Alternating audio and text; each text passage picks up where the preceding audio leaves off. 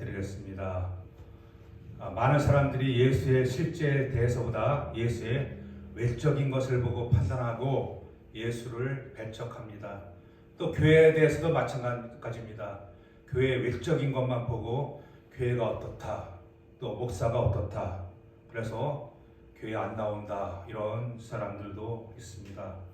그런데 이사야서는 예수 탄생 약 700년 전에 이사야 선지자가 예언한 그 책인데 예수의 탄생과 그의 생애와 사역에 대해서 아주 생생하게 눈에 보이듯이 묘사하고 있습니다. 그래서 이사야서를 뭐라고 부르냐? 구약의 복음서라고 부릅니다.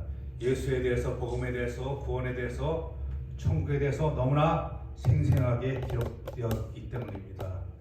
그래서 53장에는 특히 예수에 대해서 외적으로만 보고 오해하는 사람들의 관심과 관점과 그 실제에 대해서 비교적으로 말하고 있습니다. 예수의 탄생, 일생과 고난, 부활과 그 결과, 또 그 예수를 어떻게 온 세계에 전해야 될 것인가에 대해서 총체적으로 아주 풀 세트로 기록하고 있습니다. 1절에는 메시아에 대한 사람들의 불신앙을 탄식하고 있습니다. 우리가 전한 것을 누가 믿었느냐? 여기서 우리는 누굴까요? 우리가 전한 것이라고 했으니까 예수에 대한 예언의 말씀을 바르게 전한 선지자들과 또 하나님 말씀을 가르친 하나님의 사람들이라고 생각합니다. 그래서 하나님의 말씀을 전했지만은, 예수에 대해서 전했지만은 사람들이 알지 못하고 믿지 못하고 배척했다는 것입니다. 그래서 탄식하고 있습니다. 우리가 전한 것을 누가 믿었느냐? 또 여호와의 팔이 누구에게 나타났느냐? 하나님의 팔이 이스라엘 백성들에게 충분히 나타났어요. 출애굽 때 10가지 재앙과 바다가 갈라지고 홍해가 갈라지고 만나에서 먹여주시고 반석을 쳐서 물을 내시고 이런 기적들이 수없이 나타났습니다. 또 예수님께서 그 향한 것을 기록한다면 이 땅에라도 쌓을 것이 없도록 아주 큰 많은 기적들을 행하셨습니다. 그것이 나타났습니다. 그런데 또 왜 여호와의 팔이 네게 나타났느냐고 물을까? 그것은 하나님의 팔을 보고도, 그 역사를 보고도 백성들은 믿지 않고 하나님을 원망하고 예수를 버렸다는 것에 대한 탄식입니다. 수많은 표적을 보고도 사람들은 뭐라고 했냐? 우리에게 표적 보여주소서. 아니, 표적을 억수로 많이 보여줬는데 또 보여달래요. 예? 그래서 예수님께서는 하도 보여줘도 또 보여달라 그러니까 보여줄 것이 없다. 요나의 표적밖에 없다. 요나가 물고기 뱃속에서 3일 3야를 있은 것 같이 나도 무덤에서 3일 있다가 다시 살아나리라고 말씀했습니다. 그러므로 여러 가지 기적이 나타났다고 해서 반드시 그 사람들이 예수를 믿는 것은 아닙니다. 죽었다가 살아나서 지옥과 천당에 대해서 증언을 해도 반드시 예수 믿는 것은 아닙니다. 하나님께서 깊이 역사하셔서 하나님의 팔이 나타나셔서 예수를 믿게 해야 비로소 여호와의 팔이 참으로 나타났다고 할 수 있고 그들이 참으로 예수를 믿었다고 할 수 있습니다. 그러나 그렇지 않았기 때문에 그들은 예수의 외모만 보았습니다. 그래서 우리가 전한 것을, 예수에 관한 것을 누가 믿었느냐라고 이사야와 선지자들은 이스라엘 백성들을 불신앙을 탄식하고 있습니다. 그래서 2절에 보면 그는이라고 해서 그는, 이는 예수 한 사람에 관한 것이지 복수 이스라엘 백성들이 아닙니다. 그래서 영어로는 he라고 씁니다. 그들이라고 안 쓰고 단수로 썼습니다. 이스라엘 백성들, 나라는 복수는 데이라고 쓰는데, 또 이스라엘 나라라는 것은 그 여성 명사를 쓰는데 단수로 썼습니다. 그는 바로 예수님입니다. 근데 이스라엘 백성들은 예수라는 한 사람을 증언하기가 싫어하고 예수를 싫어하기 때문에 이것을 부인하려고 복수라고 이스라엘 백성에 대한 상징이라고 말하는 사람들이 많습니다. 그래서 여기는 그와 우리가 명백히 구분되었고 그는 한 사람 오직 예수를 말하고 있습니다. 우리가 전한 것, 즉 무사람에게 들려주는 하나님의 말씀, 예수의 순환의 의미를 다수가 모르고 믿지 않았습니다. 유대인 중에 많은 사람이 예수를 믿지 않고 배척했습니다. 건축자의 버린 돌같이 유대인은 예수를 유대인의 한 사람이라고 단순히 생각해서 버렸습니다. 그들은 예수의 외모만 보고 판단했습니다. 하나님의 팔이 마음 깊이 나타나지 않았기 때문입니다. 2절과 같이 그는 주 앞에서 자라난 하나님의 보살핌과 하나님의 도움으로 산 것입니다. 남자와 관계없이 처녀 마리아의 몸에서 세상의 보통 생육법이 아니라 성령으로 처녀의 몸에서 잉태한 것입니다. 세상의 도움을 받지 않고 하나님의 도움을 받고 성령으로 잉태하셔서 탄생했고 헤롯이 죽이려 할 때도 꿈에 천사가 나타나서 애굽으로 피난하라고 했습니다. 또 하나님의 성령의 도움으로 사탄의 시험을 이기셨습니다. 그리고 십자가의 고난까지 다 이긴 것입니다. 그래서 그는 어떠했냐? 연한순 같았습니다. 연한순. 핍박받을 수 있는 연약한 인간이었습니다. 우리와 같은 인간이었습니다. 배고프고 피곤하고 슬픔을 알고 죽을 수 있는 우리와 똑같은 성육신한 참 인간이었습니다. 그는 마른 땅에서 나온 뿌리 혹인 줄기 같아서 고운 모양도 없고 풍채도 없다고 했습니다. 그래서 이게 마른 땅에서 나온 건데 마른 땅이 없으니까 이게 저기 콘크리트 벽 사이에서 나온 명아주인가? 명아주는 아주 이게 쭉 뻗어갖고 그래야지 지팡이를 만들 수 있는데 이거는 마른 땅에서 나오기 때문에 이게 풍채도 없고 고운 모양도 없고 아주 초라하게 연약하게 뚝 부러질 정도로 이와 같이 예수는 풍채가 없어요. 풍채가 없어. 핍박받을 수 있는 연약한 인간이었습니다. 예수의 겉모습과 신분과 삶이 낮은 곳으로 임한 금수저가 아니라 흙수저의 삶이었습니다. 예수의 모습을 한번 보겠습니다. 우리가 흔히 볼 수 있는 그 집에서나 교회에서나 이런 걸 붙여놓죠. 그런 예수의 모습이라고 생각하는 모습입니다. 제가 이런 걸 좋아하지 않지만은 참고적으로 그렇게 말씀. 그런데 보니까 모습이 어느 나라 사람 같아요? 동양 사람이 아니라 서양 사람 같죠. 코도 오똑하고 눈도 크고 아주 핸섬하게 잘 생겼습니다. 이것은 어떻게 해서 이렇게 서양 사람 같이 아주 잘 그렸냐? 르네상스 문화의 영향으로 그렇기 때문입니다. 신을 표현하는데 아주 여러 가지 그 표현법이 있습니다. 그래서 잘 표현하는데 예수가 신인데 신을 어떻게 초라하게 표현할 수 있느냐? 그래서 핸섬한 서양 사람을 모델로 해서 이렇게 그렇습니다. 아주 잘생겼습니다. 그러나 예수는 동양 사람입니다. 이사야서는 예언가의 이것과는 거리가 멉니다. 예수의 모습은 이사야서를 볼 때 마치 용인 사람이나 원삼 사람이나 또 거창 사람이나 오산 사람들 같이 세상에서 고독과 빈 곳, 세상과의 영광도 없고 풍채도 없습니다. 덩치도 크지 않고 작았습니다. 동양인의 모습이었습니다. 이 모습이 진짜 그가 자란 그 나사렛 동네, 촌동네 이렇게 볼 때 이스라엘 사람 또 촌동네 사람 이런 모습을 볼 때 이 모습이 진짜 예수의 모습에 가깝지 않나. 이게 예수의 모습이 아니라 이 모습이 참 예수의 모습과 가깝지 않나 이렇게 그 이스라엘 사람들은 많이 생각한다고 합니다. 그래서 그다음에 지나가고요.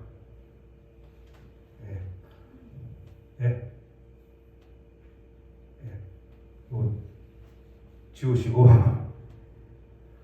용인 사람이나 원산 사람, 거창 사람 세상에서 풍채도 없고 핸섬함도 없습니다.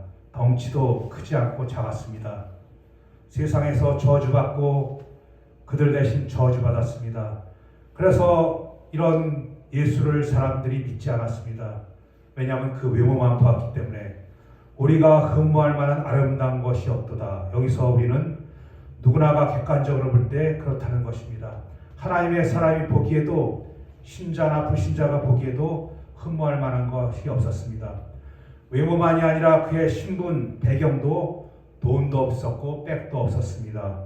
왕궁이 아니라 누울 자리도 없어 말구유에서 태어나서 말구유에 누우셨습니다. 그리고 나서 나사렛 촌동네에서 어린 시절을 보냈습니다. 직업도 폼나는 직업이 아닌 목수일을 하였습니다. 그래서 빌립이 나다나엘을 찾아 이르되 모세가 율법에 기록하였고 여러 선지자가 기록한 그 일을 우리가 만났으니 나사렛 예수니라고 하니까 나다나엘이 이르되 나사렛에서 무슨 선한 것이 날 수 있냐? 오산에서 무슨 선한 것이 날 수 있냐? 원삼에서 무슨 선한 것이 날 수 있냐? 거창에서 무슨 선한 것이 날 수 있냐? 이렇게 멸시를 했습니다. 그 외모와 신분과 돈도 백도 없는 예수는 결국 버림당하고 고난받고 죽으셨습니다. 또 3절에 예수의 사역 중 당하시는 모든 일이 그대로 성취되었습니다. 유대 민족에 천대당하고 실어 버림받았습니다. 절교되었습니다. 지금도 이스라엘 사람들은 기독교를 핍박합니다. 이스라엘 사람들에게 지금도 예수를 왜 안 믿느냐고 물어보면 예수 유대 사람의 한 사람인데 뭐 예수가 무슨 하나님이냐, 그냥 보통 사람이다, 이렇게 해서 예수를 배척하고 믿지 않습니다. 예수를 흔한 건축자의 돌처럼 보통 유대인으로 생각하여 귀히 여기지 않고 버렸다는 것입니다. 우리는 예수 믿기 전에 우리일 수 있습니다. 믿기 전에는 우리는 예수를 귀히 여기지 않았습니다. 그런 강고를 많이 겪었습니다. 슬픔의 사람이었습니다. 우리의 치유를 위한 슬픔, 우리의 슬픔을 기쁨으로 변화시키기 위해서 예수는 광야에서 여러 가지 우리가 당하는 시험을 당하고 아무 위로 없이 십자가에서 슬픔을 당하였습니다. 고난을 당하였습니다. 죽음을 당했습니다. 그래서 우리의 질고를 알고 우리의 고난과 시험을 알고 우리를 능히 도우실 수 있는 분입니다. 할렐루야. 또 사람들에게 얼굴을 가리우고 보지 않는, 즉 예수께서 멸시당했습니다. 유대인들이 바라바를 놓아주고 십자가 예수를 못 박으라고 했습니다. 이렇게 사람들에게 멸시를 당했습니다. 그러나 4절에 그는 실로, 그러나 그의 사역의 실상은 자기 죄가 아닌 우리의 질고를 지신 것입니다. 우리는 택함받아 예수 믿고 하나님 백성된 우리들입니다. 예수는 우리 모든 사람들의 죄를 다 담당한 것이 아니라, 모든 세상 사람들의 죄를 담당한 것이 아니라 오직 택함받은 사람, 예수 믿는 사람들만의 죄를 위해서 죽으셨습니다. 죄악과 고통을 치우기 위해서 십자가를 지신 것입니다. 이 고난은 매 절에 있어서 그것이 메시아의 주 사역인 것입니다. 그러나 외모만 보는 사람들은 예수가 자기 자신이 죄를 지어서 자기 자신의 죄 때문에 징계를 받는다고 합니다. 사람들은 예수가 내가 하나님의 아들이라고 하니까 신성모독했다고 했고, 진짜 하나님의 아들이거든 십자가에서 내려오라고, 그러면 믿겠다고 예수를 십자가 밑에서 조롱했습니다. 이는 예수를 더 괴롭게 하고 예수의 손과 발만이 아니라 영혼까지 못 박은 것입니다. 고로 유대인들은 예수를 죄인같이 죽여야 한다고 했습니다. 십자가에 못 박으소서, 십자가에 못 박으소서라고 외쳤습니다. 그러나 5절에 그의 고난의 실제 이유는 예수께서 고난당하신 것은 우리 믿는 자들, 택한 백성들의 구원과 치료와 영원한 생명을 얻기 위함입니다. 예수가 십자가에서 모든 죄를 없애기 때문에 믿는 모든 자는 하나님과 화평을 누립니다. 하나님과 우리 사이에 죄의 담이 있었는데, 하나님의 진노가 있었는데 그 죄의 담이 십자가로 무너졌기 때문에 하나님과 우리 사이에 참 화평을 누리고 있습니다. 또 모든 병을 치료하십니다. 그가 채찍에 맞음으로 우리가 나음을 입었도다. 그래 이와 같이 예수께서 죽으신 것은 단지 우리의 죄를 용서하고 우리를 천국에 이끌게 하기 위한 것만은 아닙니다. 우리의 병도 치료하기 위해서 예수께서 십자가를 지신 것입니다. 할렐루야. 그래서 마태복음 8장 16, 17절에 예수께서 말씀으로 귀신들을 쫓아내시고 병든 자를 다 고치시니 이는 선지자 이사야를 통하여 하신 말씀, 우리의 연약한 것을 친히 담당하시고 병을 짊어지셨도다 함을 이르러 하심이라고 했는데, 이것은 이사야의 채찍에 맞음으로 우리가 나음을 입었도다라는 말씀의 쉬운 다른 설명입니다. 고로 예수의 이름으로 우리가 천국에 갈 수 있습니다. 그뿐 아니라 우리의 모든 병을 치료받을 수가 있습니다. 또 받지 못한다고 해서 시험 드는 것이 아니라 치료받을 가능성이 있다는 것입니다. 예수의 이름으로 진실이 기도할 때. 또 천국에 가면은 병과 고통과 죽음이 없습니다. 슬픔과 눈물이 없습니다. 그래서 결국에 우리의 병은, 모든 병은 다 치료받습니다. 왜냐하면 천국에 가면은 병이 없기 때문에. 할렐루야. 6절에 예수의 고난의 이유는 무엇인가? 예수 자신의 죄가 아니라 우리들 때문입니다. 우리는 택함받은 우리 하나님의 백성들을 말합니다. 우리는 죄인들이었습니다. 예수 믿기 전에 우리는 양 같아서 그릇 행하여 각기 제 길로 갔습니다. 소견에 옳은 대로 살았습니다. 하나님의 말씀의 길이 아닙니다. 우리 모든 사람이 죄를 범하였음에 하나님의 영광에 이르지 못한다고 로마서에 말씀하고 있습니다. 의인은 없나니 하나도 없다고 로마서 3장에 말씀하고 있습니다. 그러나 여호와께서 우리 모두의 죄악을 그에게, 예수에게 담당시키셨도다. 고로 예수 외에 다른 사람은 구원자가 없습니다. 이 예수의 구원 사역은 창조보다 위대합니다. 이 구원 사역은 바로 재창조 사역입니다. 우리를 하나님의 자녀로 재창조한 그 사역입니다. 그러므로 예수님의 구원 사역은 창조 사역보다 훨씬 위대합니다. 우리를 하나님의 자녀로 만드신 것입니다. 다시 창조하신 것입니다. 할렐루야. 창조는 6일간에 했지만 구원은 창세전부터 계획되어 오고 계속해서 경영되어 온 일입니다. 고로 십자가는 모든 것보다도 귀합니다. 또 7절에 예수께서 고난 때 침묵했다는 것이 두 번 강조됩니다. 예수는 의로우시지만 억울함을 참으시며 침묵하셨습니다. 마가복음 15장 53장 7절에 그가 곤욕을 당하여 괴로울 때에도 그의 입을 열지 아니하였으며 마치 도수장으로 끌려간 어린 양과 털 깎는 자 앞에서 잠잠한 양같이 그의 입을 열지 아니하였도다. 털 깎는 자 앞에서 잠잠한 양같이 그의 입을 열지 않고 침묵했습니다. 그것은 우리의 죄 때문입니다. 우리를 위해서입니다. 대제사장이 여러 말로 예수를 고발하여도 예수는 아무 대답도 안 하신 것을 보고 빌라도가 놀랍게 여길 정도로 예수는 아주 침묵을 계속해서 철저히 지키셨습니다. 자신의 억울함을 위해서가 아니라 우리의 억울함을 풀기 위해서입니다. 누가복음 23장 9절에 헤롯 앞에서도 예수는 침묵했습니다. 그 이유는 선지자로 앞날의 승리를 바라보며 침묵하신 것이고, 만왕의 왕이시니까 최후의 승리를 알고 제사장과 제물로서 침묵입니다. 이는 고난을 즐거움으로 당하셨고 그로 인해서 구원을 이루신 것입니다.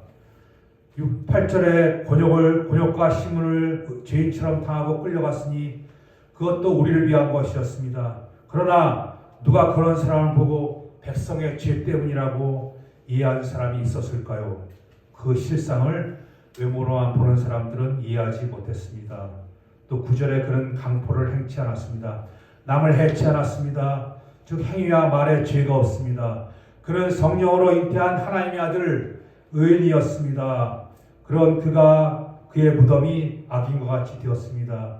즉 의인인 예수님께서 악인과 같이 죽어서 악인의 무덤에 묻히니까 극히 낮아졌다는 것입니다. 남의 무덤, 즉 아리마대 부자 요셉의 무덤에 장사되었습니다. 그 무덤은 새로 판 무덤이기 때문에 아무 시체도 없는 새 무덤이었습니다. 고로 오직 예수의 시체만 장사되었습니다.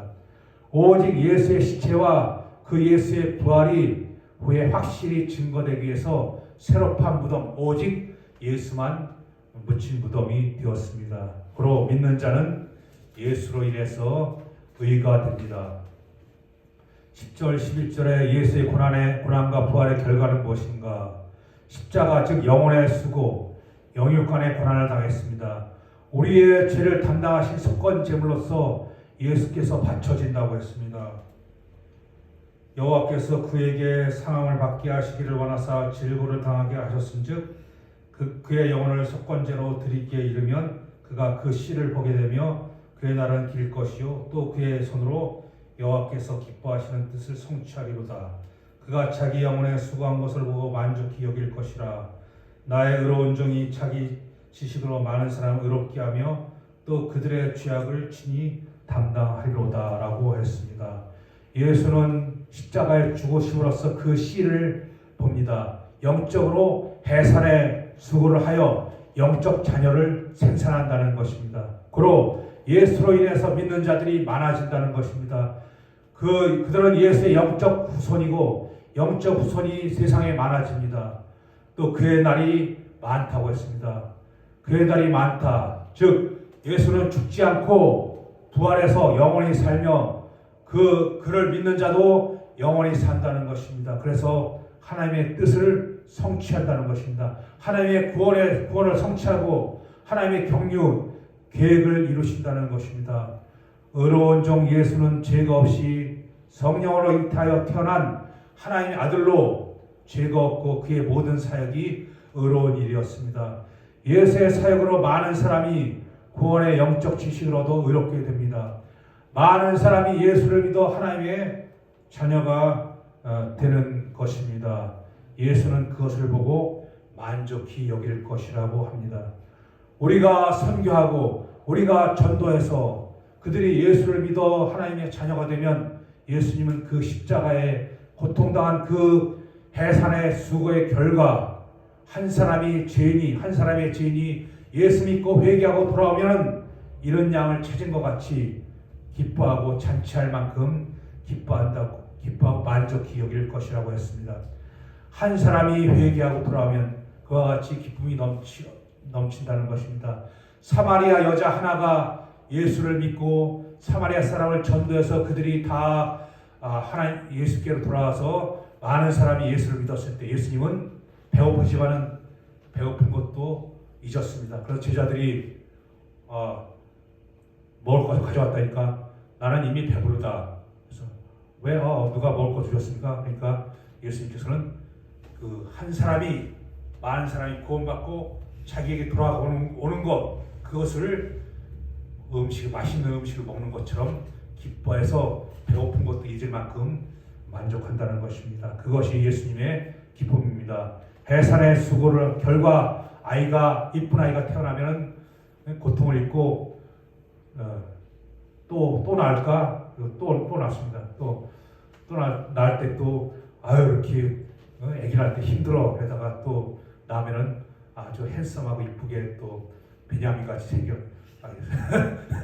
그러니까 슬픔을 잊고 또 낳을까 계속해서 낳은 것처럼 그 해산의 수고를 할 때 아이가 그 부모가 그 고통을 잊고 기뻐하듯이 예수님께서는 예수의 십자가로 인해서 그를 믿는 사람들이 많아질 때 기뻐하고 그 고통을 잊어버린다는 것입니다. 또 예수는 12절에 그러므로 내가 그에게 존귀한 자와 함께 몫을 받게 하며 강한 자와 함께 탈취한 것을 나누게 하리니 이는 그가 자기 영혼을 버려 사망에 이르게 하며 범죄자 하나로 헤아림을 받았음이니라. 그러나 그가 많은 사람의 죄를 담당하며 범죄자를 위하여 기도하였느니라 라고 했습니다. 범죄자를 위해서 기도했습니다. 예수는 십자가에서 자기를 못 받고 자기를 조롱하는 자들을 위해서 기도했습니다. 주여 저들의 죄를 용서하여 주옵소서. 자기들의 하는 일을 자기가 알지 못합니다. 더 나아가서 예수께서는 승천해서 하나님 보좌 앞에서 우리를 위해서 기도하십니다. 그는 범죄자 중 하나로 여김받았습니다. 이를 위해서 베드로가 칼을 준비했고 군병들이 범죄자를 잡는 것처럼 예수를 잡으려고 왔고 베드로가 말고의 종의 귀를 베어버렸습니다. 그러나 예수께서는 이것까지 참으라 하시면서 그 귀를 다시 만져서 낫게 해 주셨습니다. 할렐루야. 정의와 적용하겠습니다. 세상의 영광과 외모를 좋아하는 자는 외모가 볼품없고 멸시당하신 예수를 믿기가 어렵습니다.